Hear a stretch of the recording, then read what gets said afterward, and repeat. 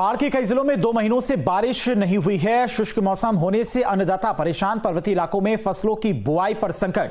अगले हफ्ते तक प्रदेश में बारिश के आसार नहीं। दिसंबर का पहला हफ्ता बीतने वाला है, लेकिन अब तक प्रदेश के पहाड़ी हिस्सों में बर्फबारी और बारिश नहीं हुई है और अगले 1 हफ्ते तक बर्फबारी और बारिश की कोई आसार भी नहीं है। उत्तराखंड के मौसम विभाग के पूर्व निदेशक ने उत्तराखंड में बारिश या फिर बर्फबारी नहीं होने की वजह को पश्चिमी विक्षोभ का सक्रिय नहीं होना बताया है। उन्होंने बताया कि उत्तराखंड में सितंबर के बाद से बारिश और बर्फबारी अपेक्षा के अनुरूप नहीं हो पाई है, जिस वजह से प्रदेश में मौसम में ड्राई स्पेल की लंबी अवधि देखने को मिल रही है। उन्होंने बताया कि जब मौसम शीतकाल की ओर जाता है तब पश्चिमी विक्षोभ का प्रभाव नजर आने लग जाता है।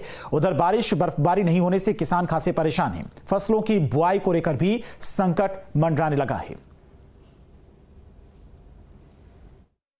बारिश इस साल औसतन कम हुआ है, लेकिन किसान को समय समय पर बारिश चाहिए है। यानी कि फसल ज़्यादा धान की फसल पे तो ज़्यादा बारिश होनी चाहिए। और इस टाइम गेहूं की बुआई चल रही है। लोगों को आपकी जो पलेवा है, जो खेत में गेहूं बोने से पहले करते हैं, वो खुद करा है उन्होंने। बारिश की वजह से नहीं हो पाया आपकी। इस बार ज़्यादा नहीं, 10-15 दिन फसल थोड़ी लेट है। 10-15 दिन पहले हमारे जो क्षेत्र में था वो जो इस समय बुआई चल रही है इससे पहले बो देते थे, 10-15 दिन पहले बो देते थे, लेकिन इस बार 10-15 दिन लेट हुई है। अभी जो गेहूं बुआई का समय है वो सही चल रहा है। जो अगेती गेहूं बुआई का समय है वो अभी चल रहा है। वैसे तो 20 नवंबर तक होता है, लेकिन अगर 30 नवंबर तक भी बोई जाए अगेती गेहूं की फसल तो भी वो कामयाब है।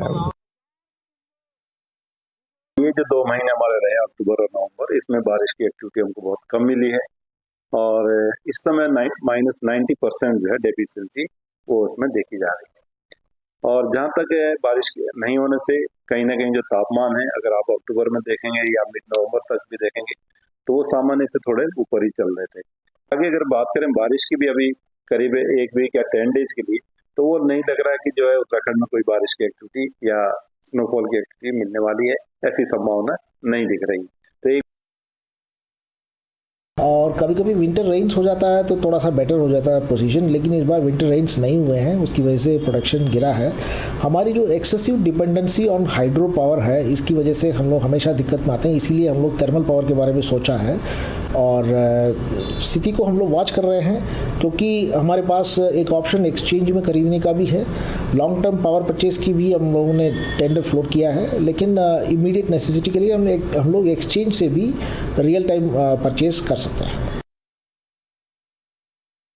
नवंबर के बाद दिसंबर का पहला सप्ताह भी बीतने को है, लेकिन ऐसा पहली बार हो रहा है कि उत्तराखंड में ना तो बारिश है और ना बर्फबारी है, और दोनों का बड़ा नुकसान किसान से लेकर के हाइड्रो प्रोजेक्ट में होने वाले बिजली उत्पादन तक पड़ रहा है।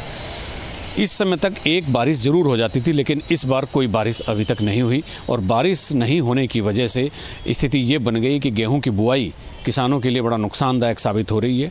और इसके अलावा जो गेहूं की फसल छोटी उग भी गई है, उसके लिए भी जो एक बरसात का थोड़ा पानी चाहिए होता है वो भी नहीं मिला है। इस समय किसान के खेतों में इस तरह की फसलें सब खड़ी हैं, उनको अब बारिश का पानी बेहद ज़रूरी है, लेकिन बारिश अभी तक नहीं हुई और अगले 10-15 दिन कोई आसार भी नज़र नहीं आ रहे हैं। दूसरी तरफ उत्तराखंड में पर्वतीय क्षेत्रों में भी जो बागवानी है उस पर बुरा असर पड़ रहा है। इस समय जो फल और सब्जियां वहां पर उगाए जा रहे हैं, उत्पादन किए जा रहे हैं, उसमें पूरी ना तो यील्ड आ रही है और ना क्वालिटी आ रही है। इसके अलावा बर्फबारी नहीं हुई तो नदियों के जलस्तर में भी बहुत भारी कमी देखी गई है, जिसकी वजह से जो हाइड्रो प्रोजेक्ट बन रहे हैं तो नदी के पानी कम होने की वजह से बिजली का उत्पादन भी कम हो गया है। अगर यही सिलसिला कुछ और दिन चला तो नुकसान की मारक क्षमता या नुकसान की रेंज और भी बढ़ सकती है। अपने सहयोगी कैमरामैन सोनी कुमार के साथ न्यूज स्टेट के लिए देहरादून से अजीत सिंह राठी। और नैनीताल से बड़ी खबर, सरकारी जमीन पर अवैध कब्जा। प्रशासन ने जमीन बेचने की शिकायत कर लिया संज्ञान। नगर पालिका